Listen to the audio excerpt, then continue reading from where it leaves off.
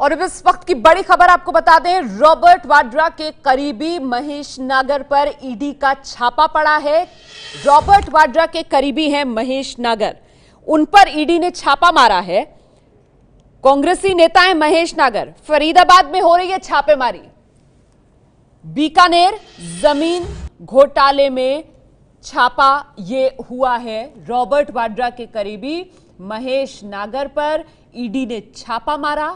कांग्रेसी नेता महेश नागर, फरीदाबाद में यह छापेमारी हो रही है और मामला क्या है? बीकानेर में जमीन घोटाले से जुड़ा हुआ यह पूरा मामला।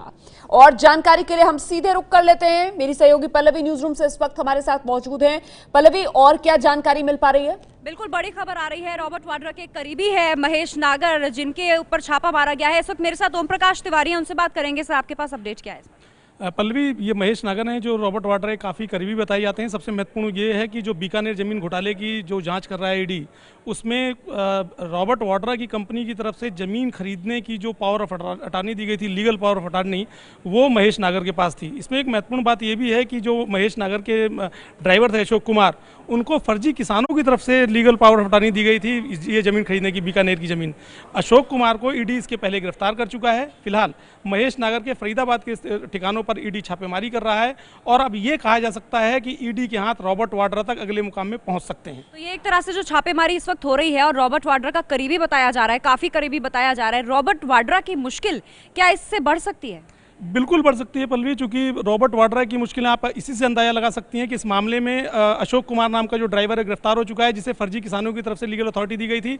और महेश नागर वो शख्स है जिसे रॉबर्ट वाड्रा की तरफ से लीगल अथॉरिटी दी गई थी। यानी कि अब जांच का अगला केंद्र बिंदु रॉबर्ट वाड्रा ही होंगे, लिहाजा रॉबर्ट वाड्रा की मुश्किलें आने वाले दिनों में बढ़ सकती हैं।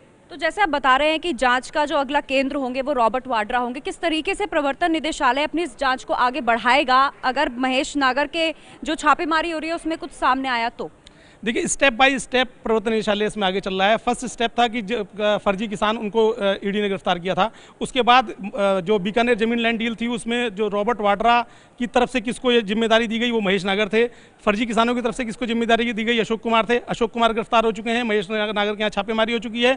तो अगला जो स्टेप है, अब इन सबसे पूछताछ के आधार पर रॉबर्ट वाड्रा से ही पूछताछ होगी कि आखिर उन्हें किस आधार पर महेश नागर को उन्होंने ये जिम्मेदारी दी थी और उनकी कंपनी का इसमें क्या रोल था। बहुत बहुत शुक्रिया ओम प्रकाश तिवारी, काफी बड़ी और महत्वपूर्ण जानकारी देते हुए। रॉबर्ट वाड्रा पर अगली गाज गिर सकती है, जो भी अपडेट होगा पहुंचाएंगे सबसे पहले आप तक।